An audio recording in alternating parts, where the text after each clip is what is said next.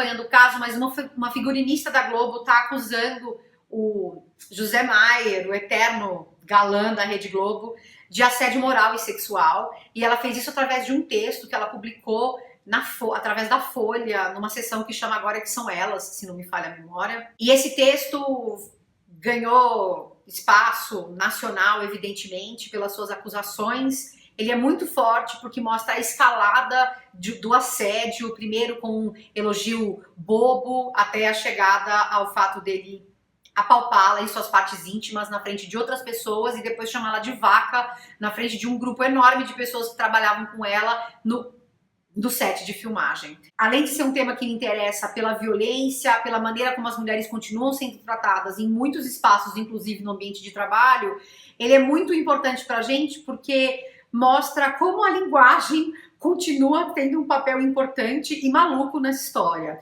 E aí eu vou aproveitar e extrapolar isso para falar de outros casos também de violência. Depois da publicação do texto dela, o José Maier resolveu dizer o que aconteceu efetivamente, e a fala dele é realmente muito impressionante. Ele diz: respeito muito as mulheres, os meus colegas e o meu ambiente de trabalho, e peço a todos que não misturem ficção com realidade.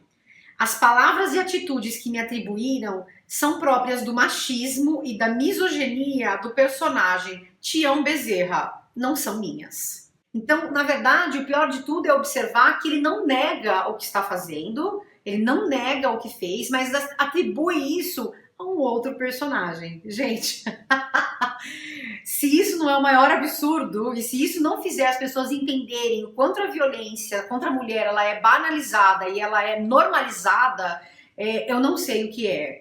E se você, apesar de ler essa justificativa, continua entendendo que nada aconteceu, é porque você também normaliza a violência e não entende meias palavras. Eu tô aqui, inclusive, sem saber o que te dizer, entendeu? Mas eu acho que vai ser muito importante a gente acompanhar esse caso, porque a Rede Globo vem cada vez mais se posicionando como uma rede que está preocupada com as mulheres, que traz temas sobre o feminismo. As pessoas não param de aplaudir o programa daquela tal Fernanda Lima, dizendo que é um início.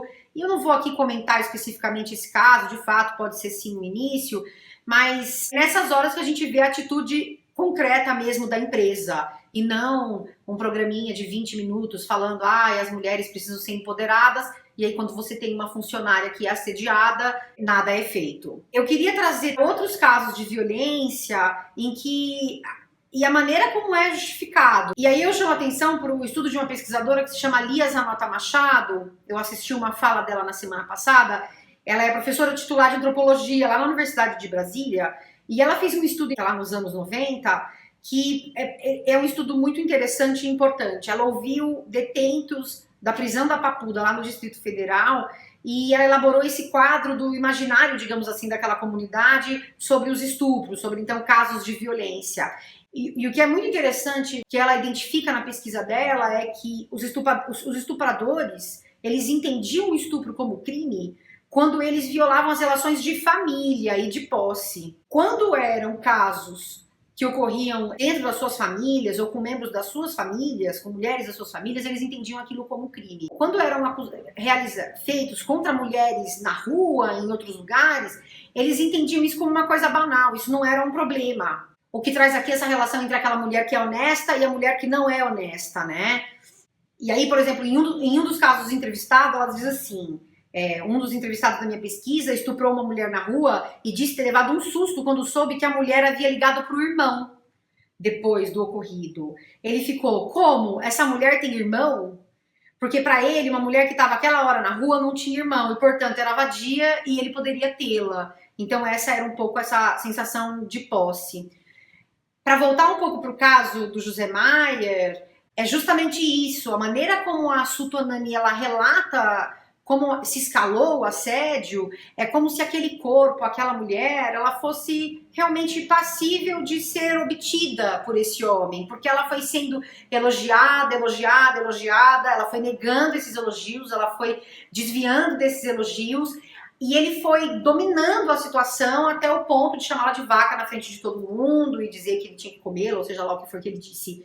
Então, esse é o corpo que pode ser tido, e acho que é por isso que eu trago essa pesquisa aqui. Para você que continua olhando para essas situações de violência como um problema da mulher, eu queria que você olhasse exclusivamente para a fala do José Maier e visse o como ele nem se deu ao trabalho de negar o que ele fez, como eu já disse antes. É como se ele não precisasse negar o que ele fez. E esse corpo feminino continua sendo explorado à revelia. É assim que eu encerro esse vídeo de hoje, pedindo que você comece a observar os inúmeros casos de violência que são reportados todos os dias e pense que por trás desses casos de violência que são reportados todos os dias, existem outros inúmeros que nunca foram relatados. E é preciso que a gente coloque os nossos olhares para os homens que estão cometendo esses casos de violência e não para as mulheres que são as vítimas desses casos. Elas não são as culpadas disso. São os homens que são os culpados disso e são eles quem devem estar nos holofotes. Então eu quero que você olhe para o José Maier e reconheça o quanto ele não deveria estar na televisão fazendo o que ele faz, sendo ele esse Tião Bezerra ou qualquer outro personagem. Porque a vida real é o lugar onde esses casos de violência acontecem.